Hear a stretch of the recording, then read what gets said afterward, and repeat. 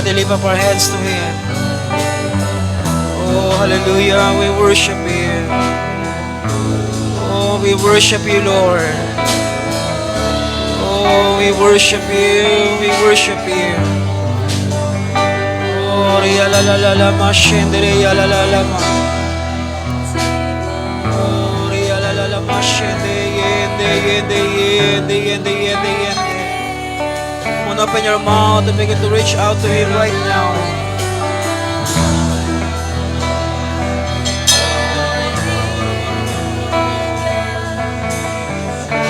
Oh, ria ro bo shendere ya la la la la la la la ma. Oh, Rabashandere Yandere Yandere Yandere Yala la la la la la Masikere Yandere Yandere. Oh, we worship You. Oh, Ruboshendere Yende Yende Yendere Yala la la la la ma. Oh, hallelujah, hallelujah, hallelujah, Lord. Oh, Ruboshandere Yandere Yandere Yandere Yandere. Hallelujah, hallelujah, hallelujah. Hallelujah, hallelujah, Lord. Oh, we worship You. Oh, we worship You, Lord. Oh, we worship You.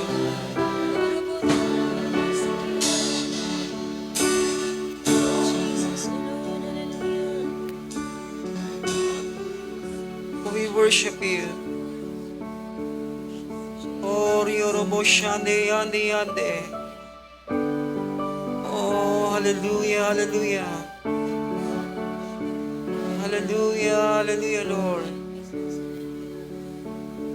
Open your mouth and begin to worship. Hallelujah. Oh, we worship You. Oh, we thank You, Lord. Thank You, Lord. You're so good to us. Oh, thank You for Your loving kindness. Hallelujah. Oh, hallelujah, hallelujah, hallelujah. Oh, we worship You.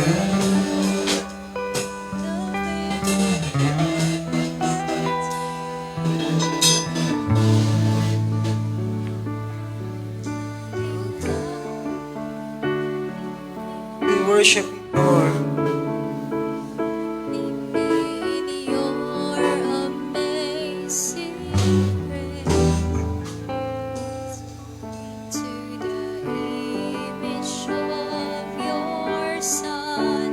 That's why I've come to seek Your face. Your word has drawn me to Your secret place, exposing me within Your love and grace, till everything of me will cease, and only You remain.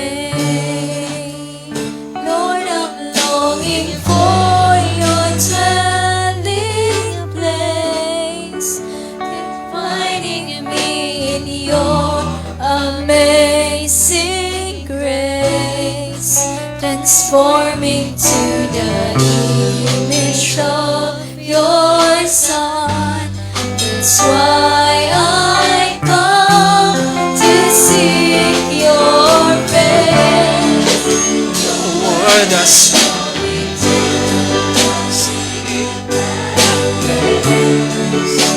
exposing me.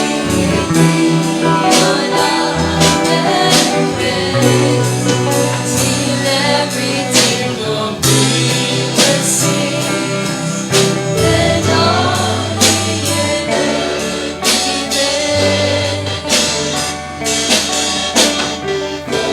Father, we thank You this morning. Lord God, let Your presence be our utmost desire. That we always long for you. We always run after you. We will always look for your presence in our life, to know you more and more. Oh, thank you, Lord. We thank you and we bless you. Oh, we thank you, Lord. Thank you, Lord. Come on, just lift up your hands and begin to talk to Him right now. Oh, we worship you, Lord. Oh, we worship you. We worship you. We worship you, Lord. Hallelujah, hallelujah, hallelujah. Oh, Riorobo Shande, Yande, Yande, Yande, Yande. Oh, Riaka Baba Baba Baba Baba Baba Baba Shande, Ya la la la la la la la ma. Yendere ya la la la la la la ma, Sikere Yandere, Yandere, Yandere, Yandere, Yande. Oh, Robo, Robo, Robo, Robo, Shandere, Yandere, Yandere, Yandere, Yande. Sikere ya karaba, raba, raba, raba, raba, raba, raba. Oh, Raba Shendere, Yendere, Yendere, Yendere, Yendere, Yendere, Yendere, Yende. Lord, I'm longing for your dwelling place, refining me in your amazing grace, transforming to the image of your Son. That's why I come to seek your face. Your word has drawn me to your secret place, exposing me within your love and grace, till everything of me will cease, and only you remain. Lord, I'm longing for your dwelling place, refining me in your amazing grace, transforming to the image of your Son. That's why I come to seek your face. Your word has drawn me to your secret place, exposing me within your love and grace, till everything of me will cease, and only you remain. Lord, I'm longing for your dwelling place, refining me in your amazing grace, transforming to the image of your Son. That's why I come to seek your face. Your word has drawn me to your secret place, exposing me within your love and grace, till everything of me will cease, and only you remain. Lord, I'm longing for your dwelling place, refining me in your amazing grace, transforming to the image of your Son. That's why I come to seek your face. Your word has drawn me to your secret place,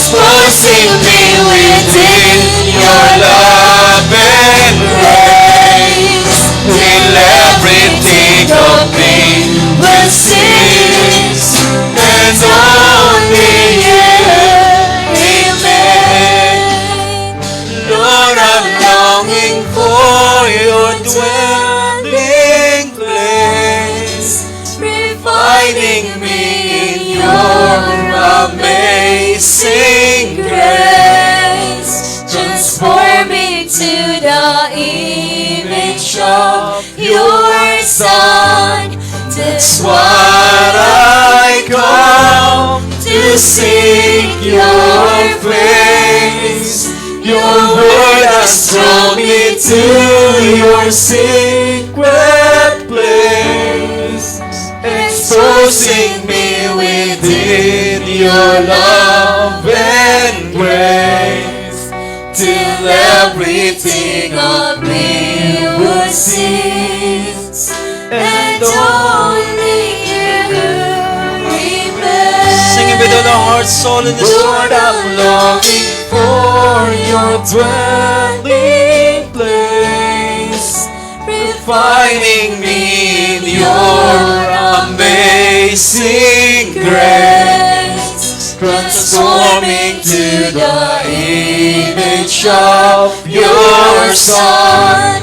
That's why I come to seek your face. Your word has drawn me to your secret place, exposing me within your love and grace, till everything of me will cease, and only you remain.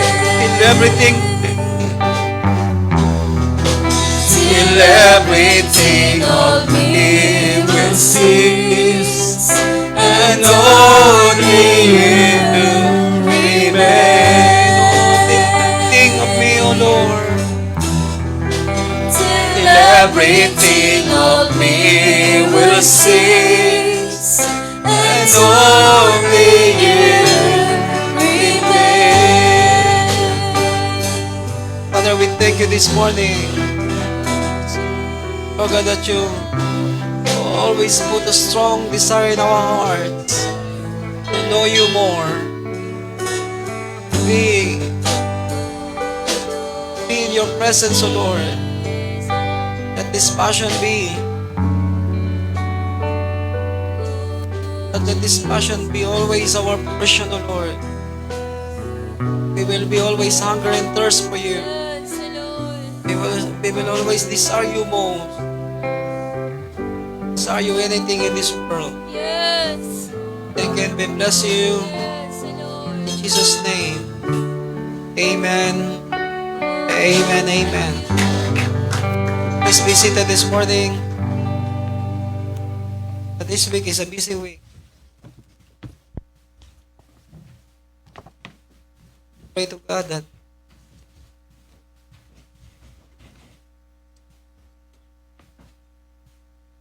strengthened with Amen. Sound test.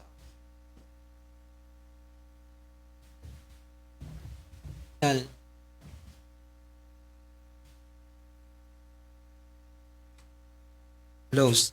Test. Open your Bible in the book of Joshua 5.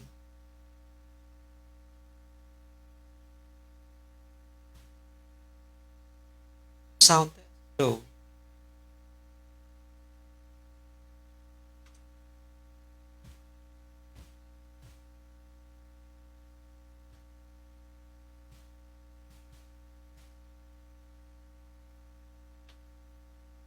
God has no problem with God has no problem with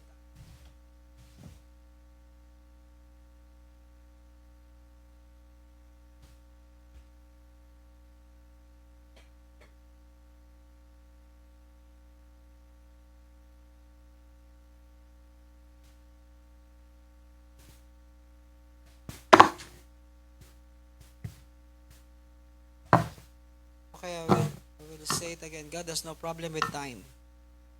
Amen. He is the time. Amen. The problem with us is we don't have much time. I said we don't have much time. But but God has all the time because He lives in eternity. He's not bound with time, so He can wait. I said God can wait. We're the only one we cannot wait. We always want to do things in a hurry. Parang malungkot kayo. Hello. Sabi mo katabi mo, mukha kang Biyernes Santo. Lagpas na. Hello. Tate Rodelo, walang katabi. Bato. Hey, why we are look sad? Because sometimes we thought we have no time. We need to rush. We need to do this. We need to have this. We need to enjoy. We need to do these things because we don't have much time. That's our problem. And your problem is you spend your time sleeping in the church, looking around, and waiting for the end of the service. That's your problem. But we must know who God is. God holds the time. He is the time.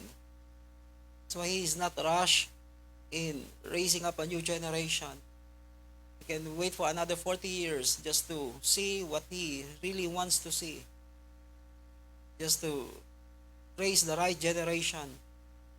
But for us, we rush. We thought that, that's why so many churches, they talk about the coming of our Lord Jesus Christ. They want to come back, our Lord, immediately. Because they thought they don't have any more time. But time is in God's hand. That's why Jesus said, it's not for you to know times and season that the Father already fixed. Hello. Why? Because there is a fixed time. I said there is a fixed time. When God speak, when we read the scripture, now God will do. For us, we want to happen it now. But for God, maybe it takes 5, 10, 20 years or another 40 years just to raise up the right kind of generation that will do all His plan and His purpose. Tell your neighbor, don't rush. That's why we always fall, because we thought that's the only time we can do it.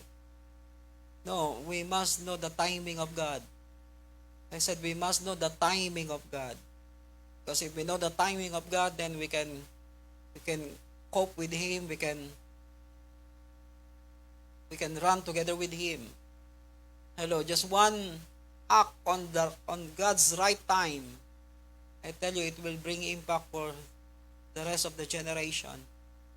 Just one right decision according to God's timing, it will leave a legacy for the next generation. But for us, we always think that we only have less time. That's the truth, because we are human, we are limited.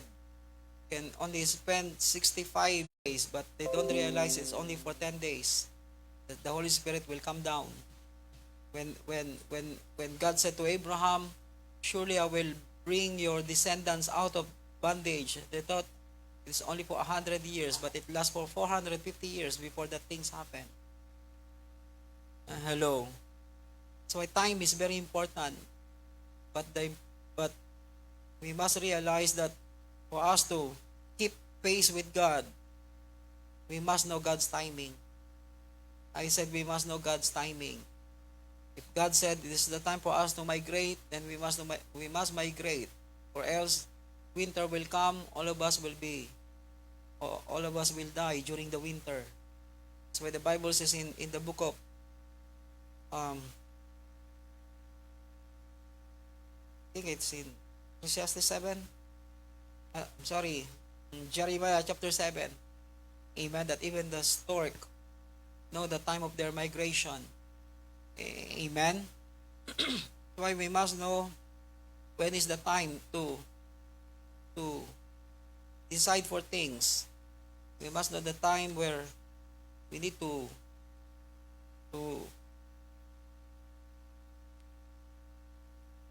Okay, open your Bible in that scripture.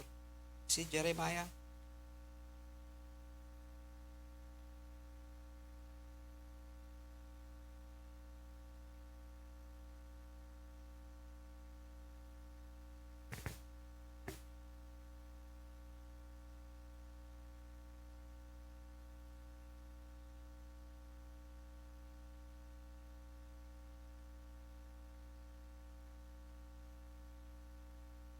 Chapter 7. Okay.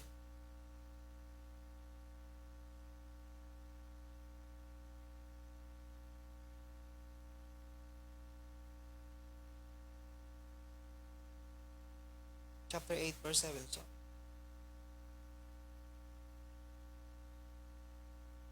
even the stork in the sky knows her season.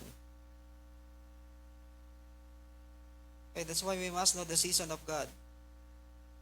Amen. Sometimes we want to do things because we thought it's urgent or it's time. Even the stork in the sky knows her seasons, and the turtle doves and the swift and the thrush observe the time of their migration. But my people do not know the ordinance of the Lord. So when we have the laws of God in our heart, then we can always keep pace with Him according to His time. Amen. That's why this week is a very busy week for all of us, especially those who are part of our teachers training camp. Amen. I want you to expect something great things will happen in our midst. Amen. Open your Bible in Joshua chapter 5, verse 1. We don't rush. I said we don't rush. We just know how to keep pace with God. Amen. No God's timing. I said no God's timing. We cannot manipulate God with our emotion. Because the problem with the people, when they want something, they use their emotion to manipulate somebody so that they can pressure them to do what they want. And that's bad. I said that's bad. Hey, look at me face to face. Tell your neighbor that's bad. Hey, it's demonic because, sorry for the word, but that's not really good. Because sometimes people use their emotion, they negotiate that way to push what they want. That's not good. I said that's not good. Amen. But I don't know why. Say goodbye. I know to you. But this is important because when we need to understand that we cannot pressure God. I said we cannot pressure God. We cannot pressure Him with our needs for Him to do what we want. Hello. But people always keep doing it. I said people keep always doing it. When they have need, they use that need to pressure somebody or use something else so that they can get what they want. Hello, but for God, He always do according to His principle. He always act according to His purpose, according to His plan. In Joshua chapter 5, verse 1,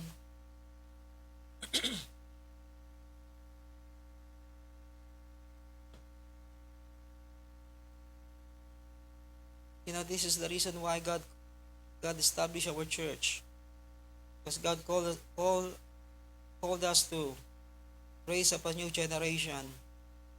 I said God called us to raise up a new generation. Now it came about when all the kings of the Amorites who were beyond the Jordan to the west and all the kings of the Canaanite who were by the sea heard how the Lord had dried up the waters of the Jordan before the sons of Israel until they had crossed, that their hearts melted and there was no spirit in them any longer before of the sons of Israel. At the time, the Lord said to Joshua, "Make for yourself flint knives, and circumcise again the sons of Israel the second time. But they are not circumcised twice, Hello. The- God talk about circumcising the new generation. Amen. I hope you understand the scripture. Hello. They are not circumcised twice. Second time meaning there's a new generation that God is raising up. So Joshua made himself flint knives and circumcised the sons of Israel at Gibeath Haralot. This is the reason why Joshua circumcised them all. The people who came out of Egypt who were males, all the men of war, died in the wilderness along the way after they came out of Egypt. For all the people who came out were circumcised, but all the people who were born in the wilderness along the way as they came out of Egypt had not been circumcised. For the sons of Israel walked 40 years in the wilderness until all the nation that is the men of war who came out of Egypt perished, because they did not listen to the voice of the Lord, to whom the Lord had sworn that he would not let them see the land which the Lord had sworn to their fathers to give us, a land flowing with milk and honey. So I tell you, God can wait. I said God can wait. Tell your neighbor, can you wait? Eh, we must know how to wait. Amen. God can wait for another 40 years until you see the right generation rising. Amen. Right these things. Number one, God will raise up a whole new generation for national transformation. God will raise up a whole new generation for national transformation. Just to put new president is not enough to change the whole nation. Even we have a good president, if all the people on the grassroots are not changed, they will pressure the head not to change. That's why the pressure in the coming days will come from the grassroots going up to the head. And it will be a great pressure because it will come from many people, not just from one man. And it will very difficult to stop. Just imagine, di ba nakita natin, even in our nation, amen, we have a good president.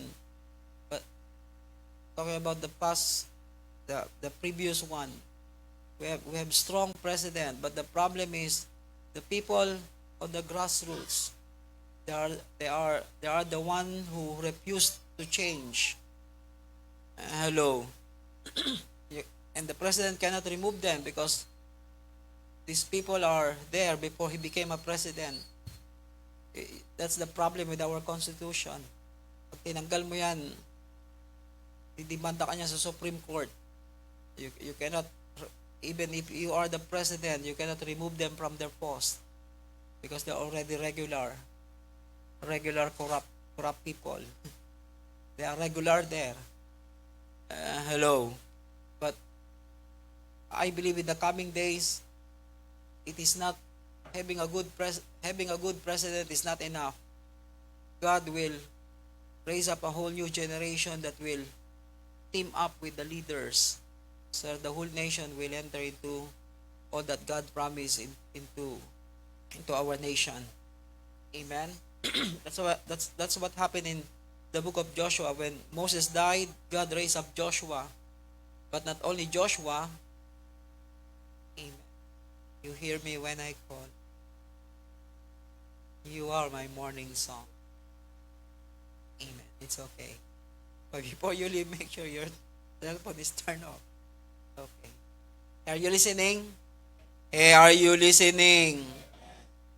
Hey, this is important because when Moses died, God raised up Joshua. But not only Joshua, God raised up, but the whole generation. Together with Joshua, God raised him. God raised them all. Amen. Why? Because in verse 7, their children whom he raised up in their place. Who raised up this generation? God raised up this generation together with a good leader. I tell you, the transformation that we are looking for in our nation is not just having a good president, not just having a few good people in our nation, but the whole generation will become better and better. The whole new generation will act on God's will and God's plan. Amen. This is what we are looking for. That's why we as a church, we must know how to look after our next generation, because if we will not raise the next generation, even how many good president we will have, still it's not enough to bring the nation into a place of transformation. Why? Because it takes this template to happen in every nation. That that God will put a good leader together with the new generation rising together with Him. Amen. That's why we are not just conducting children ministry. We want them to become part of this new generation that God is raising up. Amen. Amen. That's why this is our declaration this whole week, that God will raise up a whole new generation for national transformation. Number two, this generation was parted, but this new generation will have their own testimony. Hello. Amen. They see how, maybe some of them they don't see. Only Joshua and Caleb see how the Red Sea parted. Because the generation after Joshua, they don't know what happened before they leave Egypt. But God make a testimony for themselves. They have a testimony. This generation will have a testimony of supernatural work and touch of God in their lives. That's why we must provide solid testimony to the next generation that God is working. I said that God is really working. Amen. God is working in our lives. God is working in every aspect of our lives, so that they themselves will also desire those things, that one day they will also have their testimony that God works with them. Amen. Maybe it's not big as the Red Sea. Hello, it's only a river, but the river that God dried up before them become a testimony to all their enemies, that God is with them. I tell you, this is important, because when the next generation don't see anything from us, how they can have a hunger and thirst to the God that we are serving. Amen. That's why we are praying that this whole week, that all the teachers that will be trained will have their own testimony of God's work in their life, so that we can impart it to the next generation. Hello. Amen. That's why in verse 1, that is in verse 1 and verse 2, the Bible says, "Now it came about, when all the kings of the Amorites who were beyond the Jordan to the west, and all the kings of the Canaanites who were by the sea, heard how the Lord had dried up the waters of the Jordan before the sons of Israel, until they had crossed, that their hearts melted, and there was no spirit in them any longer because of the sons of Israel." Amen. Imagine God build a testimony for the next generation, so that the enemy will have fear of them. I believe this is what God will do in the coming days. That's why every churches, I heard one pastor said that if you want to have a hold of stronghold, not negative stronghold, stronghold of the church, you must raise the next generation. Because if you don't have the next generation in your church, in our church, then one day we will lose the church. So many churches, they don't have any hold. So many pastors have any more hold to the church, because they don't have the next generation. Amen. Number 3, this generation is cleansed by God to do all His desire. This generation is cleansed by God to do all His desire.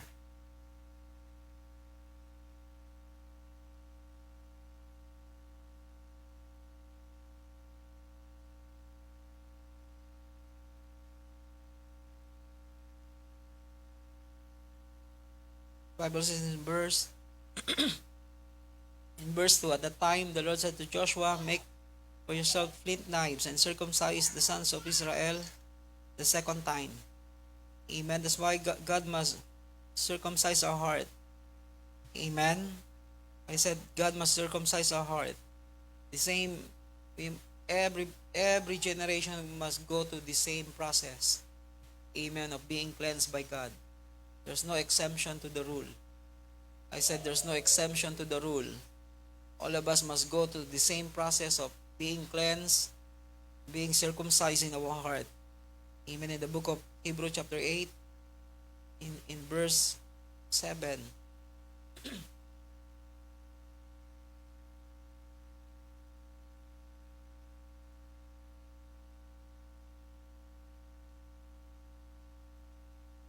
Our service this morning will be short because we need to prepare so many things. Wow, thank you. Thank you. 8 verse 7.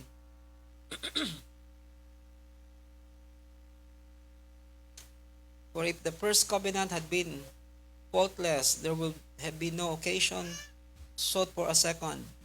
For finding fault with them, he says, behold, days are coming, says the Lord, when I will effect a new covenant with the house of Israel and with the house of Judah, not like the covenant which I made with their fathers on the day when I took them by the hand to lead them out of the land of Egypt, for they did not continue in my covenant, and I did not care for them, says the Lord. That's why don't break covenant. I said don't break covenant. You know the problem with people, they break covenant with God. How? By disobeying Him. Covenant, to break the covenant is not just turn your back, but the moment you disobey, that's the beginning of breaking of our covenant with Him. In verse 10, for this is the covenant that I will make with the house of Israel after those days, says the Lord. I will put my laws into their minds, and I will write them on their hearts, and I will be their God. The law must not come from outside. The law must be in the inside of our heart. Amen? Some people, they are, isipin nyo, kung lahat kailangan ilagay mo, bawal to. That's why some people, they said, oh, I don't want to be in your church because there's so many, what is the English of that? Maraming bawal.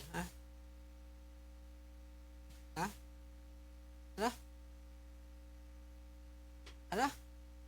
Restriction. They said there's so many restriction in your church. You cannot do this, you cannot do that. No, there's no such thing as that. Hello, we don't put it on the wall. You cannot do this, don't do that. No, it's in our heart. The laws is in our heart. Amen? Hello. Hindi naman sinabi ni Daddy na bawal yon. Hello, bakit may sinabi bang bawal sumimangot? Hello. Hey, we don't need, the law must not comes from outside. The law must be written in our heart. Hello, because if it is not written in our heart, then it means you are not part of the new covenant. Hello. I said, are you part of the new covenant? Then the law must be inside our heart. Wherever we go, we know God's law. Hello. We are restricted by it. We are not restricted by any man, but we are restricted by that law. Because the law is our protection. The law is our covering. Amen. That's why we are not doing what we want. Not because we are restricted by man. Not because we are restricted by the church. But because the law is written in our heart. Amen. Whether people see us or we are alone, we know how to act rightly. We know how to live righteously. Why? Because the law is written in our heart. For this is the covenant that I will make with the house of Israel after those days, says the Lord. I will put my laws into their minds, and I will write them on on their hearts, and I will be their God, and they shall be my people. That's why the only time that God will be our God, and we will be His people, when His law is written in our heart. Amen. And they shall not teach everyone his fellow citizen and everyone his brother, saying, Know the Lord, for all will know me, for the last to the greatest of them. For I will be merciful to their iniquities, and I will remember their sins no more. In the book of Ezekiel 36,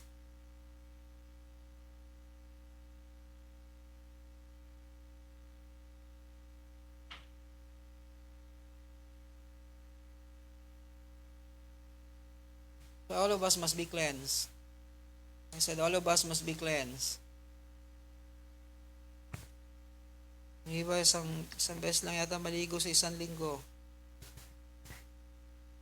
Every day we cleanse ourselves. Hello. Amen. We don't wait for 2-3 days before we cleanse our body. Every day we do cleansing. Hello. Ezekiel 36 verse 25. Then I will sprinkle clean water on you, and you will be clean. I will cleanse you from all your filthiness and from all your idols. Moreover, I will give you a new heart and put a new spirit within you, and I will remove the heart of stone. Pusong bato. You want me to sing? Pusong bato. And I will remove the heart of stone from your flesh and give you a heart of flesh. I will put my spirit within you and cause you to walk in my statutes, and you will be careful to observe my ordinances. Amen. So the Holy Spirit is with us to teach us obedience. Amen. The reason why the Holy Spirit is poured out, so that the Holy Spirit can lead us into obedience. Amen. That's why every time we obey God, every time the Holy Spirit is convicting us, and because that's the process of teaching us obedience. Amen. In so many ways, the Holy Spirit is teaching us obedience. He put conviction. He steers our heart. He put thoughts in our mind. Hello. And if we keep acting on it, then we are learning obedience. Amen. We become obedient to His will. We become obedient to the conviction, to the steering of the Spirit. Some, God put intuition to them, not tuition fee. Hello, intuition. Amen. God put all kinds of activities in our heart, and when we act on it, then we learn obedience. Amen. That's why every day there must be an activity of the Holy Spirit in our life, so that we become active in obeying God. Hello.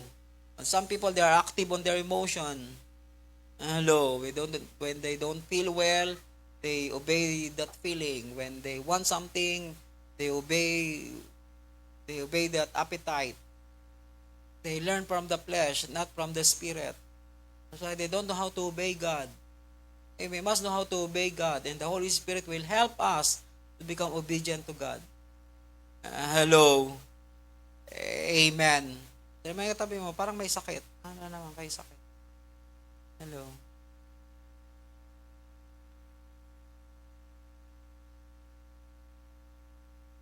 Okay. That's why God will, this generation is cleansed by God, even to do all His desire. The cleansing in our heart is not just physical. The cleansing is on the spiritual side, because when our spirit is defiled, then we cannot obey God. Hello. That's why God has to cleanse us. I said God has to cleanse us so that we can do all His desires. Number 4, this generation will finish what God had begun with their forefathers. This generation will finish what God had begun with their forefathers. That's why we are not running different race. I said we are not running different race. But some people, they are running their own race. They are just in the church doing their own thing. No, we God brought us here not to do our own stuff, not to do our own thing and act the way we want to act. Hello. Hello.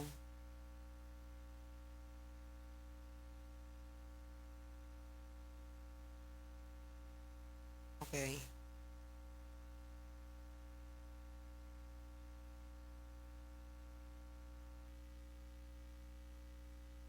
Our forefathers. Amen. The same race God gave to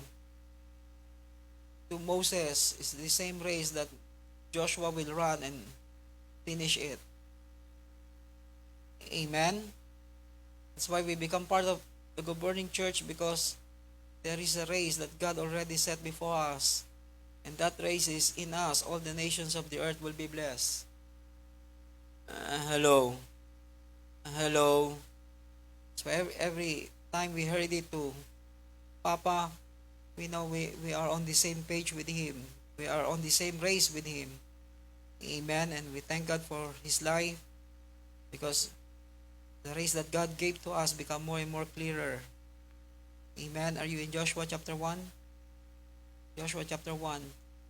The Bible says, God said to Joshua,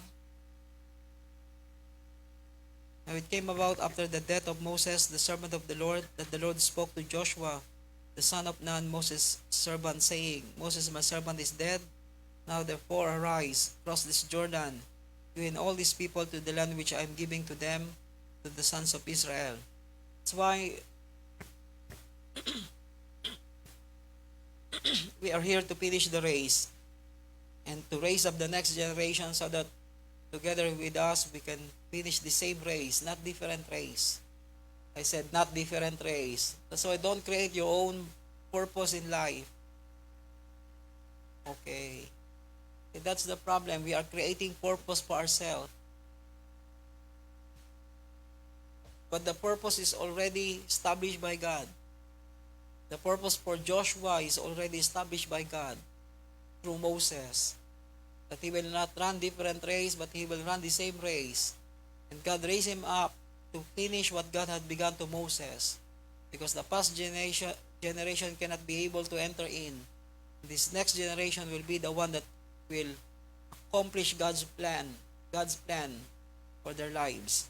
Amen. According to the promise of God to the forefathers. Amen. Then we call it finishing generation. But there will be no finishing generation unless there will be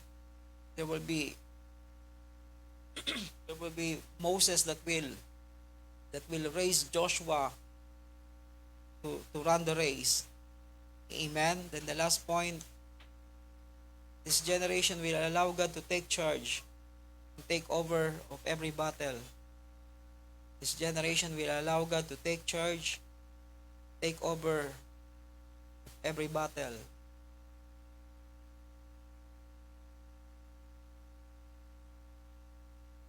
Meaning they know the power of the presence of God.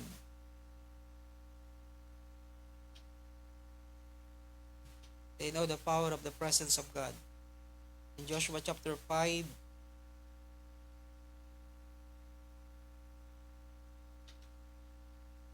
in the last verse, okay, let's read verse 13 first.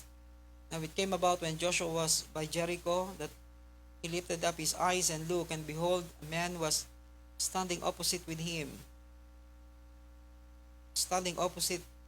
him with his sword drawn in his hand. And Joshua went to him and said to him, "Are you for us or for our adversaries?" He said, "No, rather I indeed come now as the captain of the Lord of hosts." And Joshua fell on his face to the earth and bowed down and said to him, "What has my Lord to say to his servant, the captain of the Lord's hosts, who said to Joshua, 'Remove your sandals from your feet, for the place where you are standing is holy.' And Joshua did so." So this generation will allow God to take charge and take over Okay, we must teach the next generation how to allow God to take over their lives and take charge of all aspect of their lives. You know, we look at the church today, they are not really looking for Christ. They are looking for something. They only use Christ for their own gain. I said that why you are in the church so that I can have a house, so that I can be blessed, so that I can have what I want. Even without Christ, you can have it. But for us, we're looking for Him. I said we're looking for Christ. That's why at the end of the day, when they possess the promised land, they realize this is just the land. This is not what we are really looking for. So after all the things that God will do into our life, the desire to know Christ must be our utmost desire in our heart. Amen? Amen. That's why we as living in this present generation, we must become a pattern to the next generation to show to them how to allow God to take charge and take control of all our life. Amen. That that we allow God to take over of every battle that we have. Hello, not facing it with our own strength, but allowing God to take over. I said allowing God to take over. That's why this whole week, this is what we are looking for. I said this is what we are looking for. That God will raise up a whole new generation for national transformation. You know, so many church leaders today, they are talking about transformation. There will be no transformation just to put Christian politician in the government. Still, there will be no transformation unless there will be a whole new generation. I'm not belittling what they are doing, but this is the truth.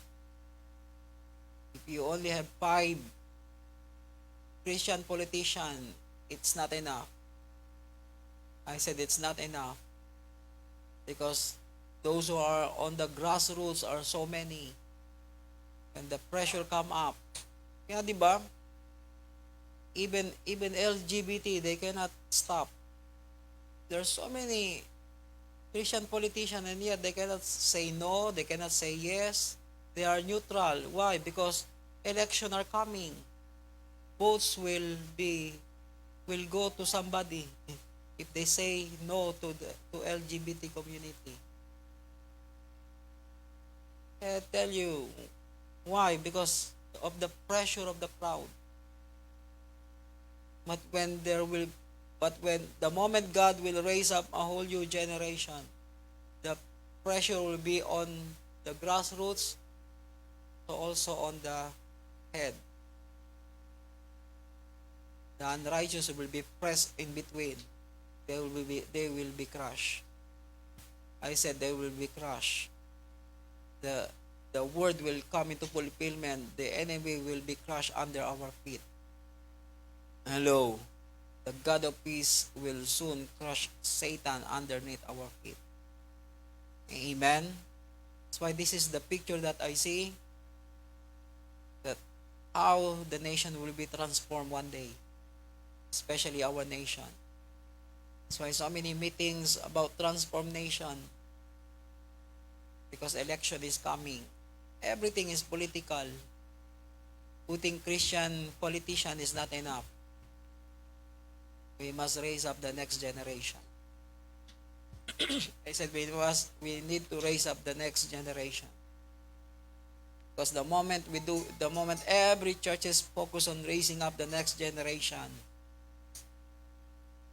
God can pick up one here and one there to be in the highest position.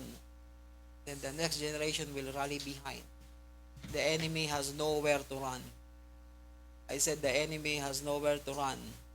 That's why when when Joshua commanded the people respond to Joshua, just do whatever God wants you to do. Those who will disobey you, don't worry about them. We will be the one eliminating them. Why? Because the head is appointed by God, and the new generation is being raised by Him too. The enemy has no place to stay. Hello. Maybe there will be Achan, and the rest of those people who disobey God, but one day we will become the majority. The devil will become the minority. Hello. Hey, we must see this picture. Do you see this picture? Why we are not putting our hope to just few Christian politicians. We are not putting our hope on them. We are focusing on how to raise the church and build the church, so the next generation will have a place to raise, a place to hone and raise them in the presence of God. Hello. Hey, are you clear? I said, are we clear? I remember what Papa said to all his older people. Hello, kung ayaw nyo na maglingkod sa Diyos, if you don't want to serve God, give me your children. But the problem, even the older one are the one who refusing their children to come to church. Minsan yung mga magulang pa yung nagpipigil sa mga anak nila magpunta sa church. Sobra na yung oras mo sa church. Uwi ka na din. Uwi ka na. Uwi. Bago pagka wala na sa Diyos, punta ka sa church. Uting ka ron. Sabi ko nga, dati punta siya ron eh. Huli na lahat. Matigas na. Hello. Kaya minsan, sarap pukpukin. Hindi yung anak, yung magulang. I tell you, people are like that. And we don't want to happen it to you. That's why, as long as they are, take that opportunity. Amen. That while our young people are on fire with God, push them more. I said, push them more. Amen. Rather than, hindi, balansehin natin. No, there's no such thing as balancing everything. If you are on fire, you are on fire. If you are cold, you are cold. There's no such thing as lukewarm. Hello. Balanse din minsan. Minsan, ano ka rin. Hey, that's our problem. That's the problem of the people who live in charismatic era. Hello, they always taking balance. No, if we are for God, we are for God all the way. Hello. Amen. That's why there will be new generation. There will be a testimony of God. There will be cleansing that will happen. And God will raise up finishing generation. The last thing is, God will raise up a generation who know the power of the presence of God. Amen. Hey, focus on this thing. That's why our church, we spend much more of our resources for the next generation. Why? Because they are our hope. They are the hope of the nation. Hello. Why sometimes when you look at so many churches, they put their hope on the politician. Boto natin to. Itong gawin natin presidente para magbago ating bansa. No. They neglect their next generation. They despise their next generation. They don't realize the next generation they are massive. Silang pinakamarami ngayon. Hello. Mas marami ng mga bata kaysa sa matanda ngayon. Hey, do you know that? Hello. This next generation will be the one that will bring pressure one day to bring change. Amen. Are we part of that? Are we part of it? we must become part of it. Amen. That's why this week, please pray for all of us. Pray for our upcoming teachers training starting on Tuesday. Amen. Up to Saturday. And I also asking you to also to do some contribution or help so that we can also provide to those who come from very far place. Amen. Not country. The farthest is PNG. We don't worry about them. They have their own finances to provide for their needs. Amen. At least 50 people from Cagayan is coming. Amen. So I am asking you to, if you have some extra, then please provide for them. Amen. I'm not asking you if I'm not doing it first. I think I already spent 50 already. 60K already. And there is more coming. Because the conference is not yet starting. So I ask you to please help me. Don't allow me to carry the load alone. Amen. It will be too heavy for me. So I encourage you, if you have some resources, please put some of it on this conference. Amen. So that we can help training the teachers to raise their next generation in their own church. Amen. Tell you, in just 3 to 5 years from now, our impact will become great. Amen. We will have a great impact into that region. Hello. Oh, it's okay. Okay lang umiyak ng bata. Wag lang yung matanda. Hello. Mas nakakainis pag matanda yung umiyak. Yung bata, normal lang yan sa bata umiyak.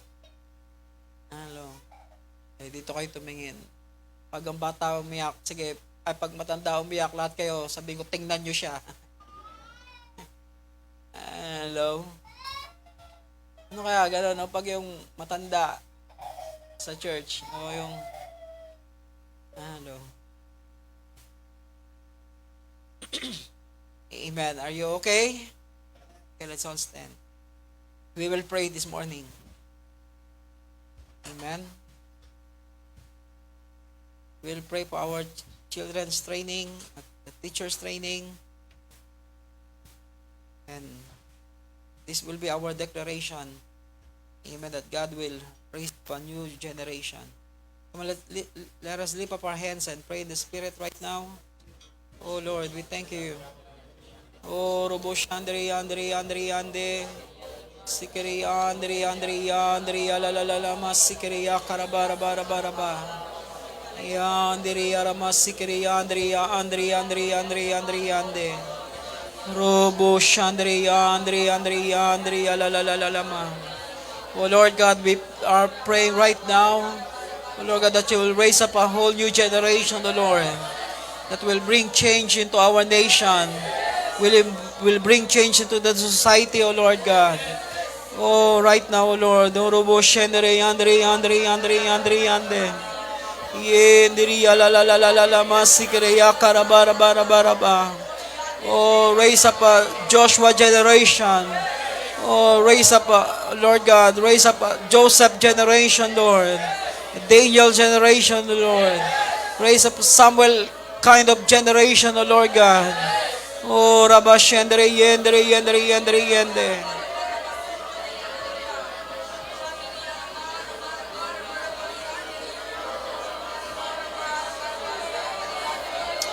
Oh Lord God, raise up Daniel. Raise up Daniel in our midst. Raise up Joshua in our midst. Oh, raise up Caleb in our midst. who will do your will, who will fulfill your purpose, O Lord. Oh, right now, O Lord God, we prophesy, O Lord, that you will raise up a whole new generation in our nation that will bring change, O Lord, that will pressure for transformation, O Lord God, that will pressure those who are corrupt in this nation, O Lord God, to live, O Lord God. Oh, right now in Jesus' name, O Lord God, that every churches, O Lord God, they will have their new generation. Every churches, O Lord God, they will have their new generation that you can use, O Lord God, to bring change, O Lord, that will bring transformation, O Lord God, in the environment, in the society, O Lord, in every school, in every university, O Lord God, oh, in every classroom, O Lord God, there will be young people, there will be young men, young women, O Lord God, that will speak, O Lord God, speak the truth, that they will show the way, O Lord God, that, O Lord God, they will become the pattern, O Lord God, to other generation, O Lord God, that they will, O Lord God, carry your presence, O Lord God, wherever they go, O Lord God. Oh, right now, O Lord, raise up a whole new generation, O Lord. Raise up our own sons and daughters. Raise up our own children, O Lord God. Raise up our children ministry, O Lord. Our children in our church, O Lord God, that they will know you, O Lord God. They will carry your presence, O Lord God. They will live in truth. They will carry your truth, O Lord. Oh, Lord, right now, O Lord. Oh, Robo Shandri, Andri, Yande. That you will give us wisdom, O Lord God, so that this next generation, O Lord God, will be used by you, O Lord, to finish the race, O Lord God. Oh, to finish the task, O Lord God. Finish what you have begun in our life. Finish what you have begun to our forefathers, O Lord. Oh, Robo Shandri, Andri, Yande. Yendiriya la ma sikiriya karabara bara. Oh, robo. Yendiriya la ma. Come on, begin to push in the spirit right now. Oh, rabashande yande. Yendiriya kababa ba. Oh, rabashende yende. Yendiriya la ma. Oh, rababaya ma sikiriya karabara bara. Yendiriya la ma. Oh, robo. Shandiriya kababa ba. Yendiriyo mo kondoro boro. Oh, rabaya ma shende yende. Yendiriya la ma. Oh God, raise up our next generation. Raise up our children. Oh, Robo Shandri Yande. Raise up our young people, O Lord God. Oh, Rabaya Masikiriya Karabaraba. Raise up our youth, O Lord. Raise us up, O God. Raise us, all of us, O Lord. Oh God, right now, O Lord, touch our lives, O Lord. Oh, make us your instrument, O Lord, to raise this generation.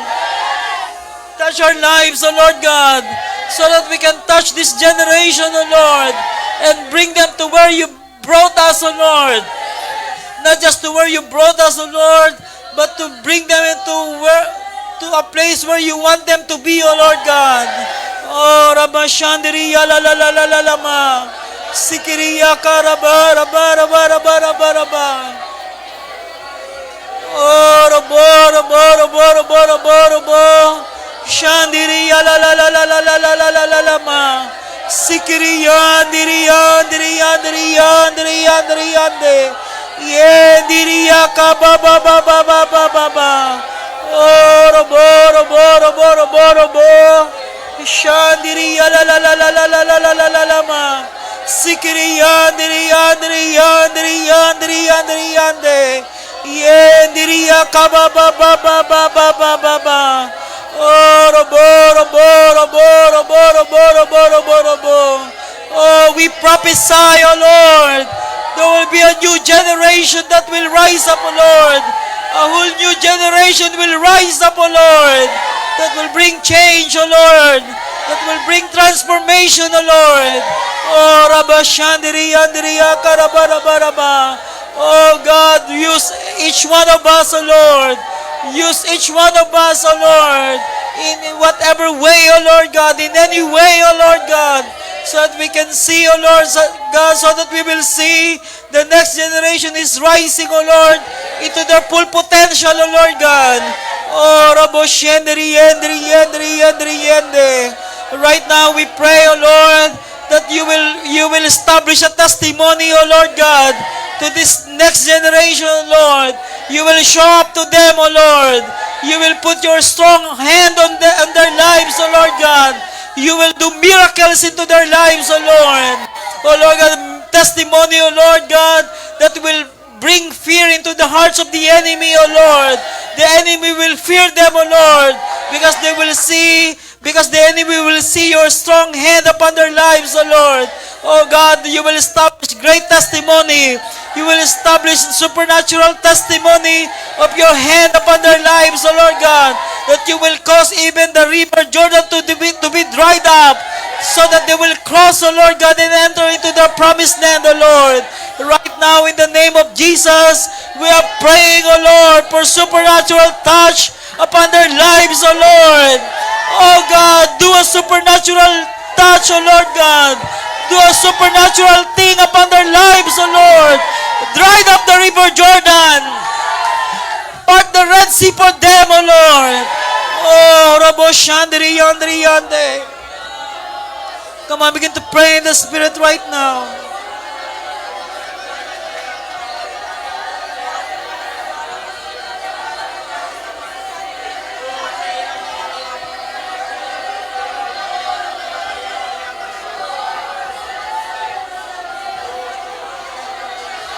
Oh, establish a great testimony. Oh God, we are praying for great testimony for our next generation. Oh God, a testimony that they have met you. A testimony, oh Lord God, that you dried up the river Jordan for them. And the enemy will fear them because of what you have done upon their lives. Oh, Rabashandri, alalalalama, Sikiriya kabababababababa. Come on, if you don't pray hard this morning. Pray and push hard this morning for our next generation. Oh, rabo. Shendiriya kabababababababa. I tell you, God is preparing a great army. Oh, God is preparing a great army. God is raising up a strong man, a strong woman.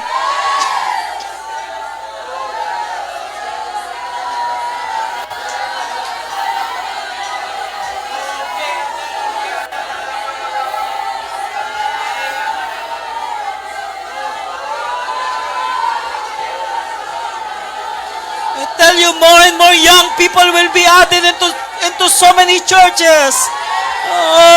But their lives will not be wasted. Oh, their lives will not be wasted. They will not just learn how to be in the ministry, but they will learn how to walk with God. They will learn how to talk like God. They will learn how to think like God.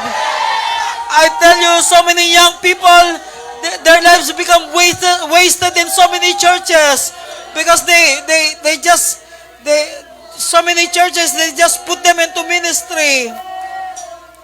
But I tell you, God will raise up churches in our nation that will bring this new generation not just to be in the ministry, but to be in the presence of God, to be in the will of God, to be in the purpose of God. Oh, this is our burden, this is our cry, that God will give us a new generation not just to be in the ministry, but to be with God, to be in the purpose of God, to be in the will of God, to know how to walk with God, to be in the presence of God. Oh, that is our goal. I said that is our goal. That is our job. Not just to bring them into the ministry, but to bring them into the presence of God, to bring them into the purpose of God, to bring them into the will of God. Oh Lord, right now. Oh Lord, thank you, Lord. Oh, thank you, Lord, that you will create a great testimony for our next generation. Oh God, that this generation will have a testimony of supernatural work and touch of God in their lives. Oh, right now. Oh, right now, Father, we pray, oh Lord God, that there will be a cleansing for this next generation. Lord God, bring cleansing to the next generation. Cleanse them from all defilement. Cleanse them from all contamination, O Lord. Put your laws upon their hearts. Oh, put your laws upon their hearts. Put your laws upon their mind. That they will obey you exactly according to your desire, O Lord. That this generation is cleansed by God to do all His desires. Not their desire, but your desire, Lord. Not our dream, but your dream. Not our plan, but your plan. Not our ambition, but your vision. Oh Lord, that there will be a new generation that is totally sold out for you. Oh Lord. Oh Lord God, that this generation will know how to pay the price. Oh, this generation will know how to pay the price. Right now, we are praying, oh Lord God, that you will raise up a generation that will finish all that you have begun to our forefathers. Oh Lord God, that all the labors of the past generation will not be in vain, because the next generation will finish all what you have begun. Come on, lift up our hands to Him. Come on, everybody, lift up your hands to Him. Pray in the Spirit right now.